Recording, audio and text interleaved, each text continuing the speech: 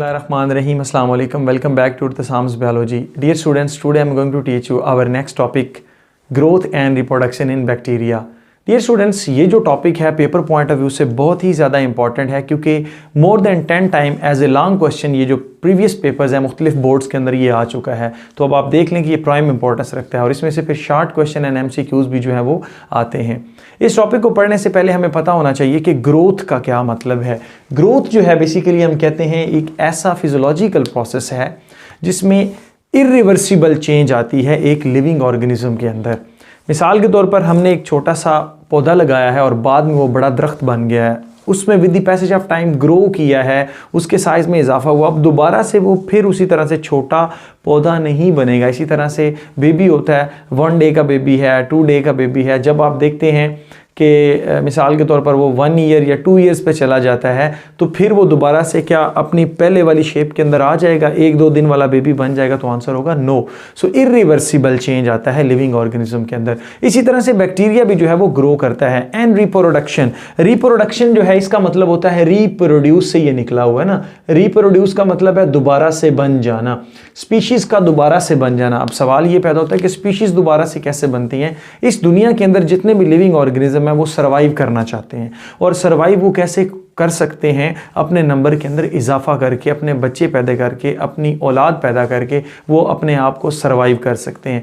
यही बात है कि डायनासोर्स जो हैं अब उनका नाम दुनिया से ख़त्म हो चुका है, नापैद हो चुके हैं, एक्सटिंक्ट हो चुके हैं।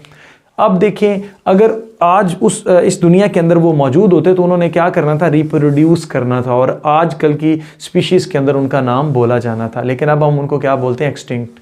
इसी वजह से रिप्रोडक्शन जो है वो रिप्रोड्यूस से निकला हुआ है, स्पीशीज़ अपने नंबर में इजाफा करती हैं। तो बैक्टीरिया भी लिविंग ऑर्गेनिज्म है तो वो भी क्या करता है? ग्रो भी करता है and as well as reproduce भी करता है। तो जो बैक्टीरिया है इसके अंदर जो रिप्रोडक्शन है वो किस तरह की होती है? That is binary fission. Binary fission जो है वो एसेक्सुअल रिप्रोडक्शन है। एक तो MCQs आपका जो है ना वो यहाँ से क्लियर हो जाता है। एसेक्सुअल रिप्रोडक्शन है, इसमें क्या होता है? बाइनरी का मतलब होता है 2 और फिशन का मतलब है टूट जाना, मतलब स्प्लिट हो जाना, डिवाइड हो जाना। सो इट्स मीन कि ये क्या होता है? 1 से 2 सेल्स के अंदर डिवाइड होता है। This is called binary fission. Binary fission के 5 मेजर स्टेप्स हैं जिसके लिए आप याद कर सकते हैं PGC इस्लामाबाद के तौर पर। यहाँ पर हमारे पास एक पेरेंटल सेल है जिसके अंदर ये उसका क्रोमेटिन मटेरियल पड़ा हुआ है, बैक्टीरियल क्रोमोसोम है। सबसे पहले ये क्या करता है? एनलार्ज करता है, अपने साइज के अंदर इजाफा करेगा। सो बैक्टीरियल सेल एनलार्ज। अब एनलार्जमेंट के बाद ये क्या करता है? अपने जीनोम को डुप्लीकेट करता है। जैसे ये बड़ा होता है तो साथ ही साथ ये अपने जीनोम को भी क्या कर लेता है? डुप्लीकेट कर लेता है। तो this is called duplication of genome और रेप्लिकेशन ऑफ जेनेटिक मटेरियल या DNA रेप्लिकेशन आप इसको बोलते हैं। उसके बाद I for invagination of cell membrane. ये सेल मेम्ब्रेन को इनवेजिनेट करता है बिल्कुल सेंटर से इस तरह से और उसको 2 इक्वल पार्ट्स में डिवाइड करने की कोशिश करता है। अब देखें यहाँ पर इसका जो डिस्ट्रीब्यूशन है जेनेटिक मटेरियल की वो दोनों में इक्वली जो है वो ऐसे डिवाइड हो जाता है। और साथ ही साथ ये जो ब्लू से बना रहा हूँ ये इसकी क्या है? सेल वॉल है और इसकी सेल वॉल भी जो है वो अंदर की तरफ इनवेजिनेट होना शुरू हो जाती है ताकि आसानी के साथ एक सेल से 2 सेल्स जो हैं वो बनाए जा सकें। नेक्स्ट में क्या होता है? जब ये cell wall and cell membrane pinch हो जाती हैं अंदर से तो अब ये 2 सेल्स में क्या हो चुका है? डिवाइड हो चुका है इस तरह से। तो इसमें इसका जेनेटिक मटेरियल भी इसको इक्वली दे दिया जाता है और फिर फर्दर क्या होता है?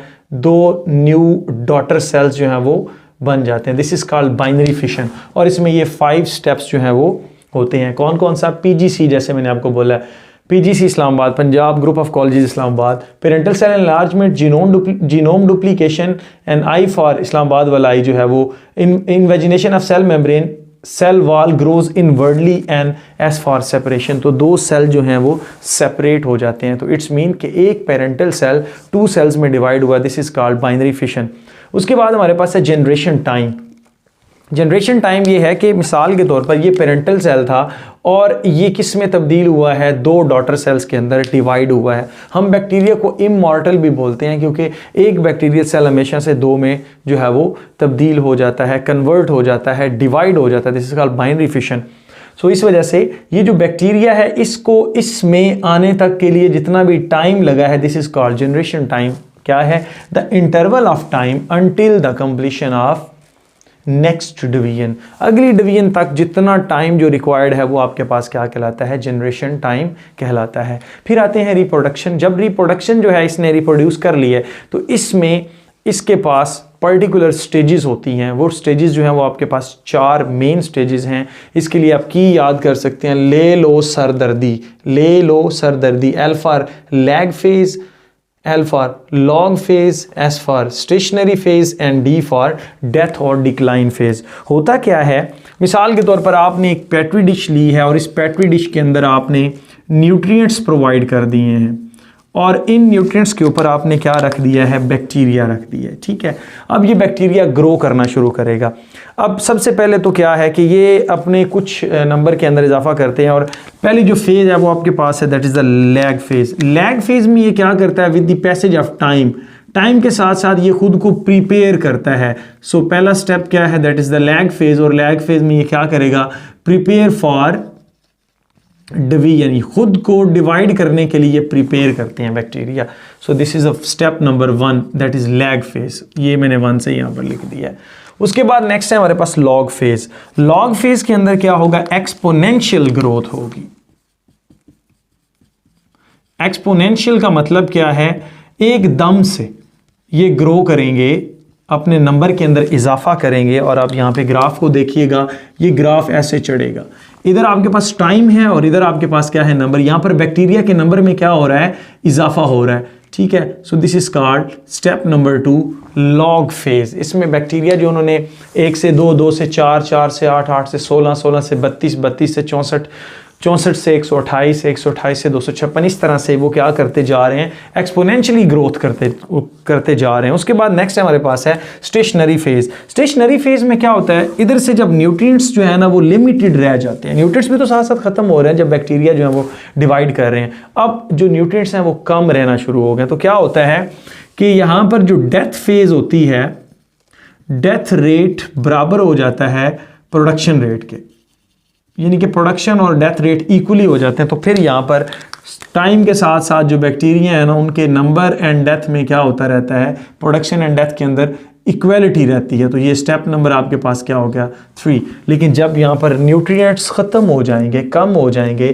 तो फिर क्या होगा, फ़ौरन से इनके नंबर के अंदर डिक्लाइन आएगा एकदम से। तो step number 4, that is death phase और डिक्लाइन फेज़। ठीक है, इसमें क्या होता है कि इनकी जो डेथ रेट होता है वो ज़्यादा हो जाता है। सो यहाँ पर हमने ये चारों की चारों फेजेस पढ़ लिए। ये शॉर्ट क्वेश्चन आता है, difference between lag phase and log phase, difference between stationary phase and death phase. ये 2 मेन इंपॉर्टेंट शॉर्ट क्वेश्चन आते हैं और इसके ओवरऑल जो स्टेप्स हैं इनके बारे में लॉन्ग क्वेश्चन भी जो है वो आता है। और फिर अगर आप इसको ग्राफ से शो कर देते हैं तो ये एक बहुत ज़्यादा अच्छा इंप्रेशन जाएगा चेकर के ऊपर। तो यहाँ तक हमने रिप्रोडक्शन इन बैक्टीरिया जो है वो पढ़ लिया। लेकिन क्या बैक्टीरिया के अंदर सेक्सुअल रिप्रोडक्शन होती है, तो आपका आंसर होना चाहिए yes. So how this is possible, कि इसके पास तो कोई सेक्सुअल स्ट्रक्चर मौजूद नहीं होते, तो फिर किस तरह से ये जो है ना बैक्टीरिया जो है वो सेक्सुअल रिप्रोडक्शन करते हैं। तो उसमें जो आंसर है वो आपका बैक्टीरियल कॉन्जुगेशन। इस पे जो प्रॉपर लेक्चर है वो भी, उसका लिंक जो है मैं इसकी डिस्क्रिप्शन में डाल दूंगा, जहाँ पर मैंने बाकायदा एनिमेशन के साथ समझाया है। यहाँ पर भी मैं आपको जस्ट इसका जो है ना वो थारोली इंट्रोडक्शन दे देता हूँ कि बैक्टीरियल कॉन्जुगेशन क्या है। मिसाल के तौर पर ये एक बैक्टीरिया है, ग्राम नेगेटिव बैक्टीरिया, और इसके पास ये एक पिल्लाए, इट्स मीन एक ट्यूब है। ये बाकी इसके स्ट्रक्चर पर भी मौजूद होती हैं, बाकी इसकी सेल वॉल पर भी, लेकिन ये मैंने एक बनाई है ताकि आपको आसानी से समझ आ जाए। फिर इसी तरह से हमारे पास ये दूसरा बैक्टीरिया है और इसके पास भी ये क्या है, पिल्लाए मौजूद है, ग्राम नेगेटिव है। लेकिन इस बैक्टीरिया के पास क्या है, एक एक्स्ट्रा क्रोमोसोमल डीएनए मौजूद है। आप इसको बैक्टीरिया के अंदर मौजूद प्लाज्मिड भी बोल सकते हैं, या फिर आप कह सकते हैं कि इसका अपना भी बैक्टीरियल क्रोमोसोम जो है वो भी हो सकता है। तो ये क्या करता है, जब ये दोनों, अब इसके पास ये नहीं है, जब ये दोनों एक दूसरे के करीब आते हैं तो ये पिल्लाएं आपस में जुड़ जाती हैं। ये जब पिल्लाएं जुड़ती हैं तो क्या होता है, यहाँ पर एक ट्यूब बनती है। Now this tube is called conjugation tube. और ये जो प्लाज्मिड है इसको उधर भेजने से पहले डिवाइड कर लिया जाता है। ठीक है, इस तरह से फिर ये इधर से ये रास्ता खुल गया और इधर से ये, और ये इस तरह से इसके अंदर आ जाता है इधर।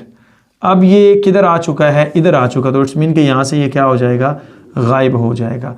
तो इस तरह से एक बैक्टीरिया से दूसरे बैक्टीरिया के अंदर via conjugation tube, via sex pili हम जो बैक्टीरिया है हम देखते हैं कि वो अपने जेनेटिक मटेरियल को दूसरे बैक्टीरिया के अंदर ट्रांसफ़र करते हैं। This is called bacterial conjugation. Next question ये है कि बैक्टीरियल कंजुगेशन का बैक्टीरिया को फ़ायदा क्या है।